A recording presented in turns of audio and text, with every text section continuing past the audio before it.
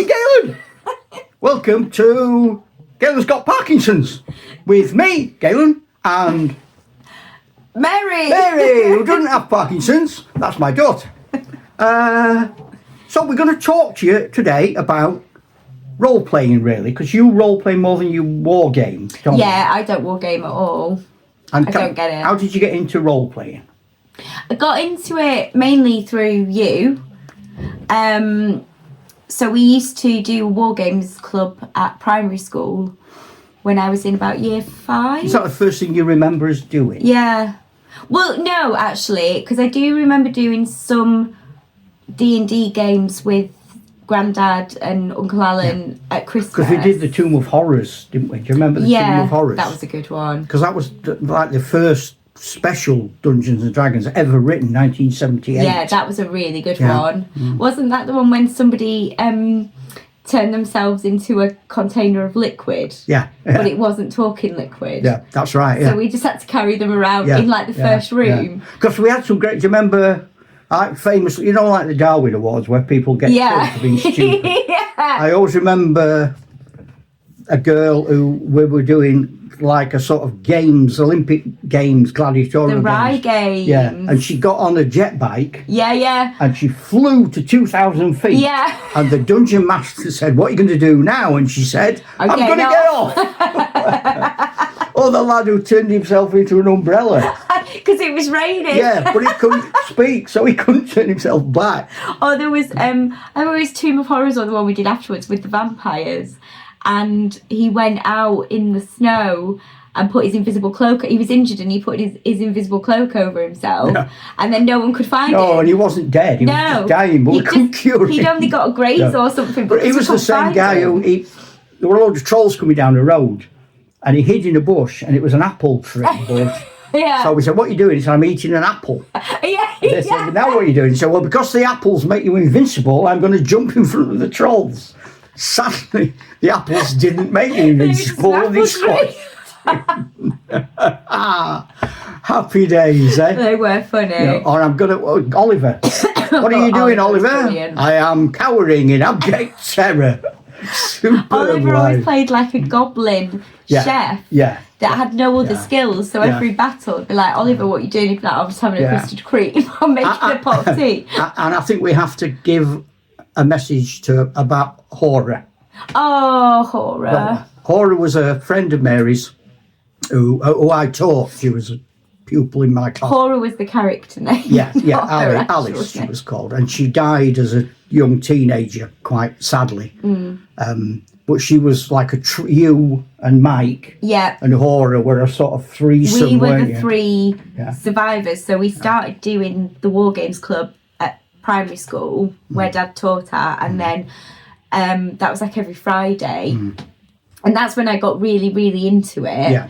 And me, my brother Michael and Alice were the only 3 who ever survived. So our characters became like the mythological go-to. And Alice was a halfling healer. Yeah.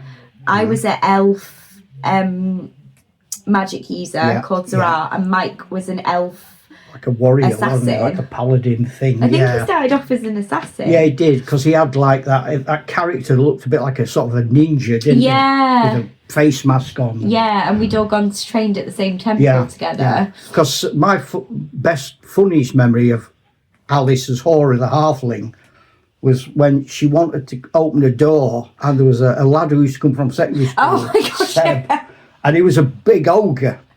And she tried to get past him up there and he hung her on a hook. And just left dangling on a hook while everybody else went on with adventure and left this poor halfling chef. She was so funny as well because she was a healer and she was traditionally the only healer we ever had. And every time anyone got injured, it'd be like, "Right, what are you going to do, Hora?" And she'd just dab them with a wet flannel. Yeah. That was her go. Yeah, that was pretty much all she had was a damp flannel.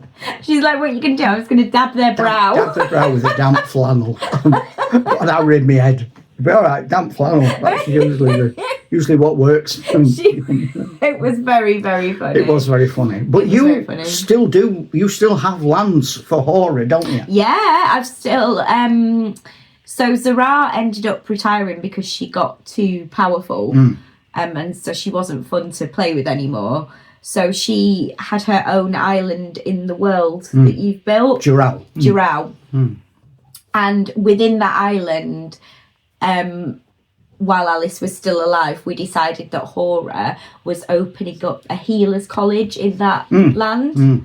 So that's what Hora and Zara are still together. And our Mike's character, Mustafa, he ended up getting on a ship because he died and he got chased by a cursed monster. Yeah, he did. So he left the island, like a bit like Jason and the Argonauts, with a crew of chosen warriors. Yeah. And he left his son. Mike played with Mustafa's brother for a bit. That's right. And then Mustafa's son. Yeah. Because then I played with Zara's grandson. Yeah. Havance. For a bit. Yeah. Yeah. And Mustafa's grandson married an elf in Jural. Yeah. And their son their daughter married the king of Arnak, the human kingdom, and they have a son. Yeah. Who's now heir to the throne of Arnak and the throne of Elfdom. Mike ended up taking over a lot of his little portion. He started off in a forest. He did. He started off as like Robin Hood. Yeah. And then he took over that forest. And then he steadily he went through a bit of a dictator phase. He did. Well, he did Robin Hood, but he got a bit stuck on the robbing as opposed to the giving away what you'd robbed. And regardless of whether you were rich or poor, that sort of fell away from the ethos, didn't it? Oh, man. Yeah. It's great. I was saying one of the videos I did the other day, we used to play role plays. We still do, don't we? We've had a sort of role play game this afternoon. Yeah, that was fun. But we play role plays at Christmas, New Year, birthdays. Yeah. But we can remember them to when you were in year 5, 9, 10. Yeah. If we'd been playing Monopoly or Connect 4. Oh, yeah, no, we wouldn't remember. We wouldn't be having these discussions. No. I just think it's great. It is really good fun. I like it as well as a woman playing D&D because there are a lot of women that do it now and it's had a revival as well, D&D and roleplay. But still, even now, if you say to somebody as a woman, what do you like to do, like D&D, they look at you like you're really strange. Because, I mean, you used to do historical reenactments, didn't you, as well, with our Alan? Viking reenactments with my ex-boyfriend, had a wimple. Yeah, you were often the person being carried off by a hairy Viking to be violated, weren't you? I quite often remember seeing you with some lad. What was Rick's character, that with no trousers on? Madhead. Yeah, I can't remember what he called himself. Some bare legs. Yeah. Somebody bare legs, and pretty much every like staged activity, like at York, it would end with you being captured. Yeah, I don't. And run off with. They would. I'd just be like by the cooking pot cooking, and someone would just come up and pick me up and run away. Run off with you. I loved it. That was brilliant. But I also remember when you were about 12. Going through agonies of trying to find figures for you that you didn't object to because they had bras on. You went, well, hang on, I know. Can I take over your thing for a minute as a female rant? Because if any women watch your channel, how annoying is it that you're trying to find a woman figurine and they're all just in little metal bras and little metal pants? Completely unsuitable. In no way on earth would any woman ever run around a dungeon in a bra and pants. Or half the time they even got a bra on. Everything. So it's either that or they're dressed to look like men. So they're in full armour with like massive chunky thighs. You can't just get a really normal looking woman dressed for a normal adventure. What you have to do is take a male elf and turn them female. If you want a female ranger, it's impossible. Yeah, they all look like they're wearing Dick Whittington boots. Yeah, they do. With bare thighs. Yeah, it's very impractical. It's really annoying. And as a teenager, I was really on a crusade about that. Yeah, rightly so. Because it was. Have you seen the new film they made of Red Sonja? I've seen the trailer for it. It's brilliant. But they send her into the circus. Yeah. And they're all lining up and they're getting their armour and their big swords and axes. Yeah. And she turns up and they give her a wooden sword and a metal bra and like a metal bikini. And she says to the bloke, what am I supposed to do with that? He said, well, just die. He only wanted to look good. When she ends up killing people and eventually gets proper armour. But they really, in a very funny way, make fun of that way of behaving. Good, because it's ridiculous. Yeah. The best film that started doing it was the D&D film they did a few years ago with I can't think of his name, the guy who was in Star Trek, and the woman in that was the barbarian. Oh, right. And it's set in the same world as Neverwinter and Baldur's Gate and All right. Yeah. you know which film I mean? Yeah, I do. I can't remember. Hugh Grant's in it. Yeah.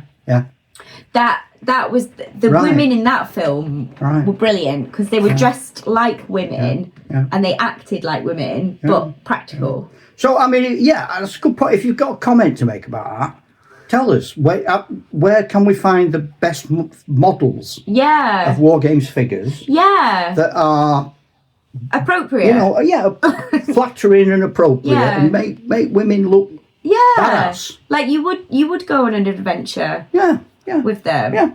Because even Lara Croft, she's in a little pair of hot pants. Yeah. So you'd never do that. You'd never go on an archaeological excavation with little tiny hot pants. No. It just would That's never a good happen. point. Yeah. So we're coming up to sort of the right amount of minutes.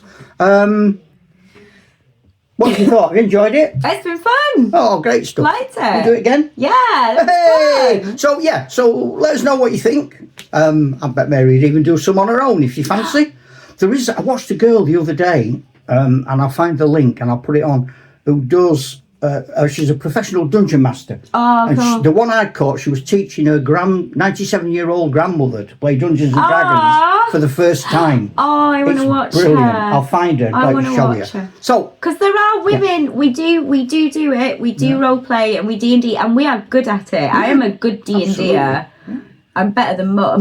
Because there's a lot of mileage. I saw a survey once, Little Wars, about why women don't wargame. Yeah. Historic wargame. Yeah. And they found that a lot of women did historical wargaming, but then the attitude of men put them off. Yeah. Moving their figures, talking down to them, assuming they didn't know anything. I can totally get that, because even playing D&D, and even as a teenager, and we were in a group of people that none of us were like experienced role players, but they would just take over all the time, and they died every single adventure, and I survived.